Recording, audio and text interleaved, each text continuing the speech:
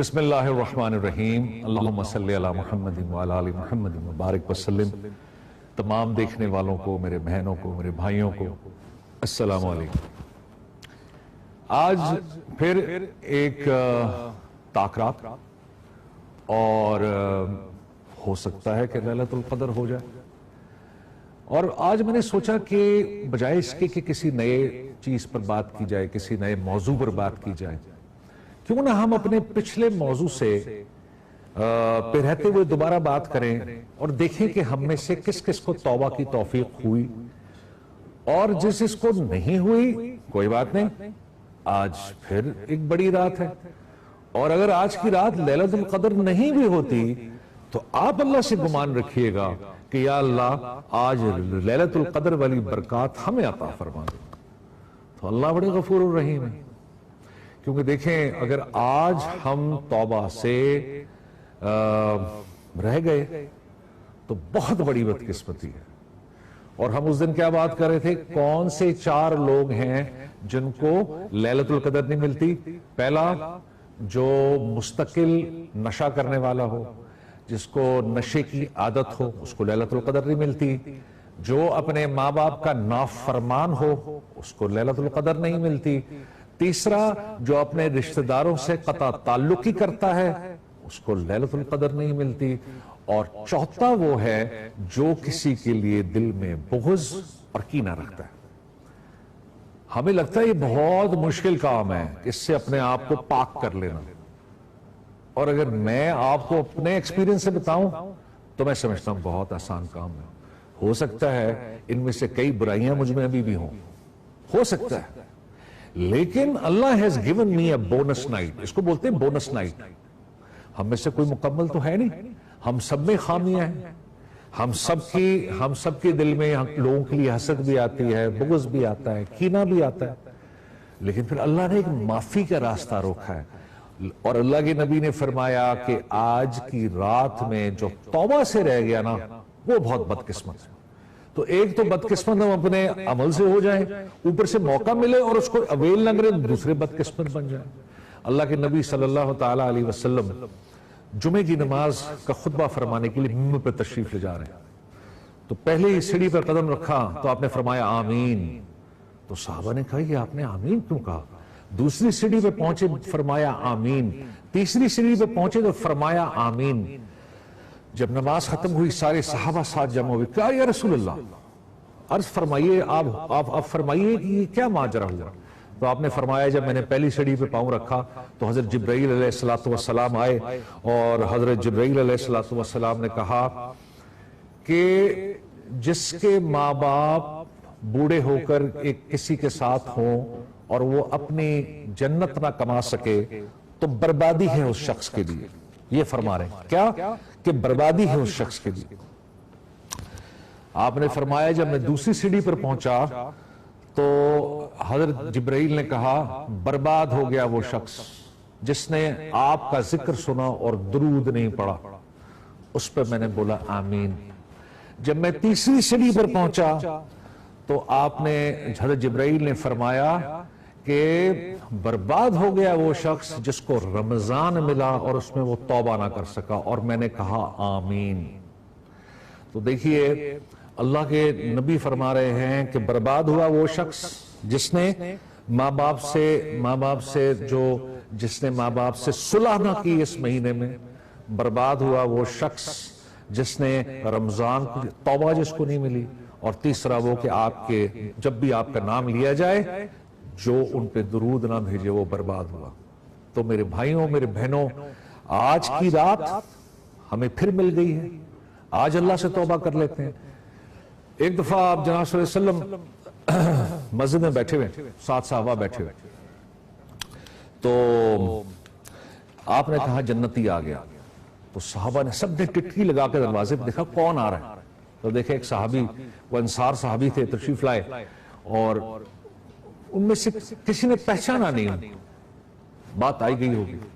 اگلے دن آپ جناب صلی اللہ تعالیٰ علیہ وسلم کے ساتھ بیٹھے تھے تو آپ نے کہا جنتی آ گیا، تو سب نے پھر دیکھا وہی صحابی دوبارہ تشریف لا رہے تھے۔ تو یہ 3 دفعہ ہوا۔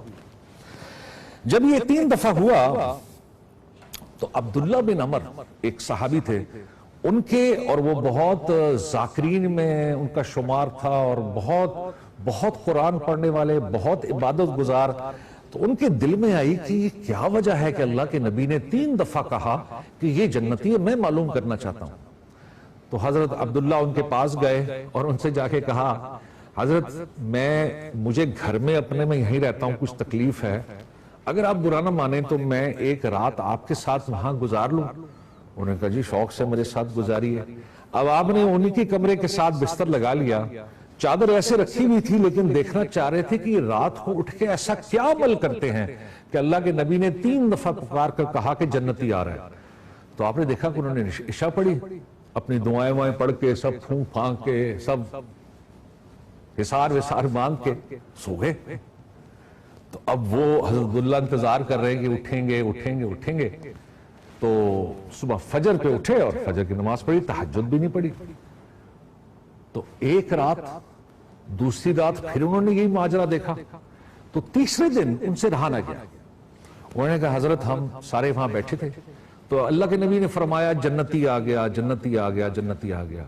میرے گھر میں مسئلہ کوئی نہیں ہے، لیکن میں آپ کے ساتھ وقت گزارنا چاہتا تھا یہ دیکھنے کے لیے کہ آپ کی وہ کون سی ایسی صفت ہے جس پہ اللہ کے نبی نے آپ کو 3 دفعہ جنت کی بشارت دی. تو بڑی سوچ میں پڑ گئے. کہنے لگے حضرت میری تو کوئی ایسی صفت نہیں ہے، میری تو نمازیں بس میں پوری پڑھ لیتا ہوں، تھوڑا قرآن بھی روز پڑھ لیتا ہوں، مجھے تو سمجھ نہیں آ رہا. کہنے لگے ہاں البتہ ایک بات ہے، میں روز رات کو جب سوتا ہوں تو ہر کسی کو معاف کر کر سوتا ہوں. روز رات جب میں سوتا ہوں تو میں اللہ سے دعا کرتا ہوں یا اللہ اگر کسی کے لیے میرے دل میں بغض، کینہ اور حسد ہے تو میرے دل کو صاف کر دے، اور یا اللہ تو ہی دینے والا ہے، میں تیرے ہر حکم پر، تیرے ہر فیصلے پر میں راضی ہوں. وہ کہتے ہیں بس روز رات میں یہ دعا کرتا ہوں. تو حضرت عبداللہ بن عمر فرمانے لگے ہاں دیکھا یہی وہ وجہ ہے جس کی وجہ سے اللہ کے نبی نے آپ کو 3 دفعہ بشارت دی کہ جنتی آ گیا اور جنتی آ گیا. حضرت ابو دوجانہ ایک بہت جلیل القدر صحابی، ایسے صحابی کہ جو غزوہ بدر سے لے کے حجۃ الوداع تک آپ جناب صلی اللہ تعالیٰ علیہ وسلم کے ساتھ ہر سفر میں شامل رہے. بدر سے لے کے اور حجۃ الوداع تک ہر سفر میں شامل رہے. تو صحابہ آپ کے پاس آئے اور ان سے پوچھا حضرت ایک بات تو بتا دیجئے. کہنے لگے ہاں. کہا یہ بتائیے آپ کو اپنی زندگی میں سب سے بڑا عمل کون سا لگا؟ اب لوگوں کا خیال تھا کہ بھئی بدری صحابی، درجہ ہی کچھ اور ہے بدری صحابی کا.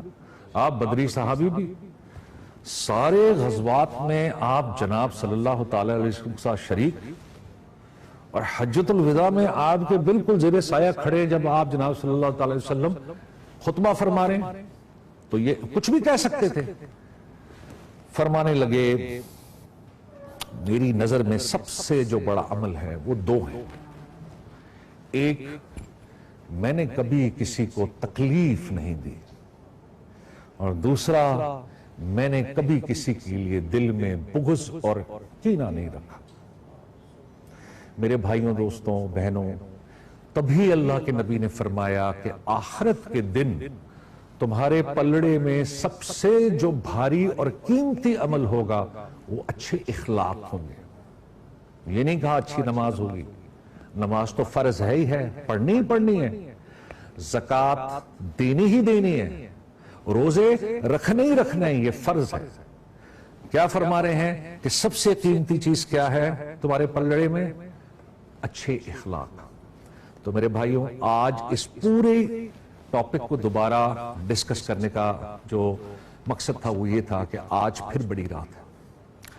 جس نے اس دن توبہ کی بھول گیا کوئی بات نہیں، آج آپ کو پھر یہ رات اویلیبل ہے. لیکن کوئی اس توبہ کے موقع کو چھوڑے نہ، کیونکہ اگر اللہ کے نبی نے فرمایا کہ برباد ہو گیا وہ شخص جس کو توبہ کا موقع نہ ملا. آپ نے بھی توبہ کرنی ہے اور میرے لیے ضرور دعا کریے.